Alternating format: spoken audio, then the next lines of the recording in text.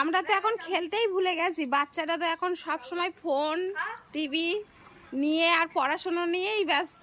এই সুন্দর মুহূর্তগুলো কিন্তু আর কোনোদিন ফিরে পাবে না। তাই ওরা একটু সময় পেয়েছে, তাই গুলি খেলা করছে। দেখতে বেশ ভালোই লাগে। আমরাও ছোটবেলায় আগে কত রকম খেলেছিলাম আমাদের সময়। আগে গুলি এরকম করে খেলা করতে, এরকম করে এরকম চলে গেল গুলি দাও গুলি দাও গুলি দাও একটা গুলি দে। আমি দেখতেই পাইনি এই যে এটা মন খারাপ হয়ে একটা গুলি। হ্যাঁ যা ধর আমার জীবন খারাপ। যা গুলি ধরে নে। এই দেখ এরকম করে খেলা করতে আগে।